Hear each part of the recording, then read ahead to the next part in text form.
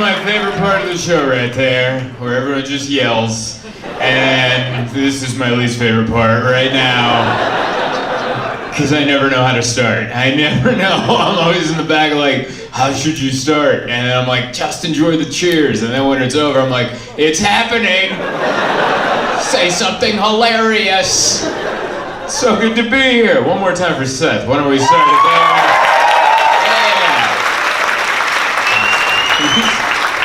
He's very tall. Just so you know that. I'm not that short. He's really... He's a lot taller than I am short. That's...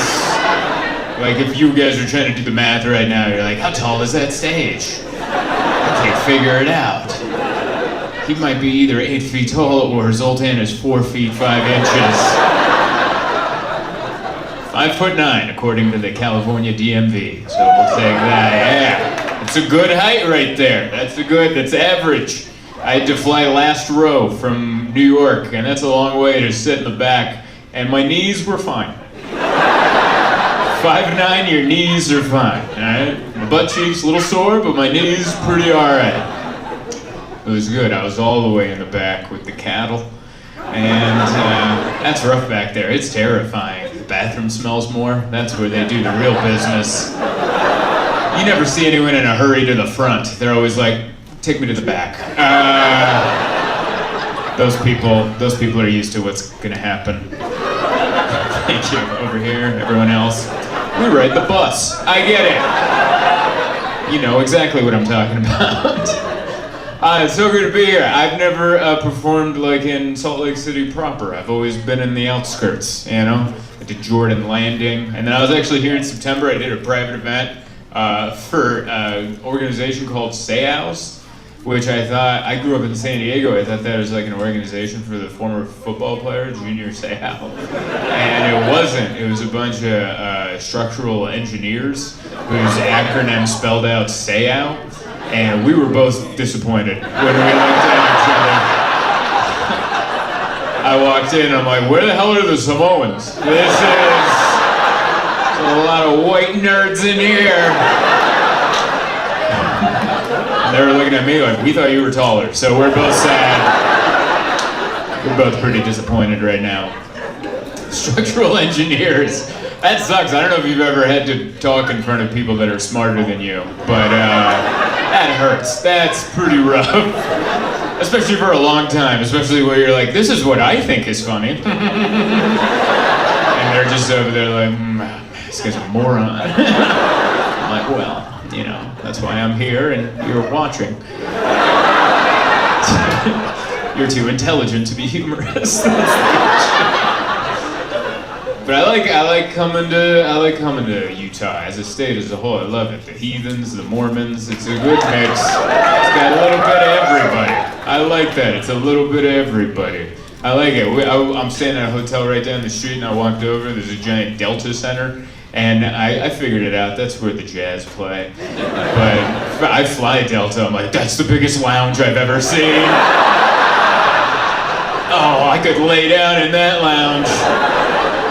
That is all I want. I'm new to the lounge. I've been going there for the last 6 months, and I love the lounge. All right, I grew up poor. I've been wanting into that lounge ever since I've been to the airport. All right, I grew up in the trailer park, so every time I go through the airport and I just see this magical gated community that would open up, and only certain people, you can come in, you not so much. And then I'd walk by, I'm like, I want to get in there. And I finally got in there this year, and it changes you, I've noticed, because I grew up poor, and I'm like, everyone should be nice to everybody, everyone should have equal opportunities. I'm not poor anymore, but I'm not rich, I'm only middle class, and I'm in the lounge 6 months, I'm already like, there's too many people in here.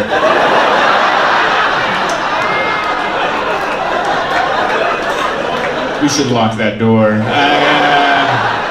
There's something about that. What is it about advancing in life where you just really want to close that door behind you? You're like, ooh, I've leveled up. Nobody else. All right, what's up, everybody? Hey! I don't know, it's a natural evil that I think I have in me. I wish it wasn't there, but let's be honest, it's there. I don't know. that stuff, man. I used to make fun of millennials. I used to do that until I did a Google search.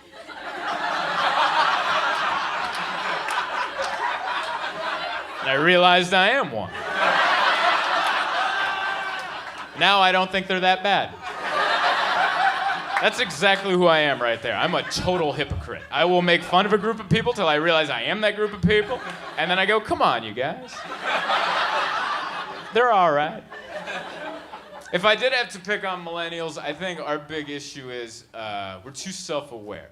We know exactly what's wrong with us and why, and I don't know if that's healthy. Because nobody seems to be getting better. They just know what's wrong with them. You know, everyone's like, I have anxiety. And it's like, oh, what are you doing about that? Nothing, I'm telling you, so you work around it.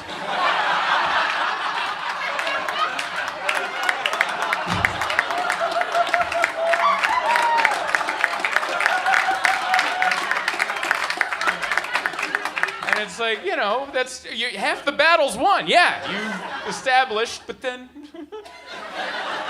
And people are too quick to tell you what their ailments are. Shut up about them a little longer, you know? Within meeting somebody, like, I have anxiety. Because when I was 8, my brother locked me in a closet and kept me there all weekend. It's like, that's for tomorrow. That's for if we meet again tomorrow. That's not for now. We just met. And it's not like we're the first generation to have anxiety. It's just we're the first ones to look into it, you know? Previous generations had anxiety, they just didn't know what it was. They're just like, I don't know, when I go to Costco, my cheeks tingle. And they kept it at that. They didn't have time to dig into their claustrophobia issues. This is how it goes. There are benefits, there are things about millennials I like. We've renamed things more positively, and I enjoy that. Like, I'm a 32-year-old man who lives in a studio apartment. In any other era, I'd be considered a loser, all right? But now I'm called a minimalist. How much better is that? That guy's not going through a divorce. He cares about his carbon footprint. That's what's happening here. Man's a hero. This is one of the best comedians San Diego's ever produced. He's got one of the best dry bar specials on the internet. You guys, give it up for Zoltan, Kaszas. All right, thank you. All right.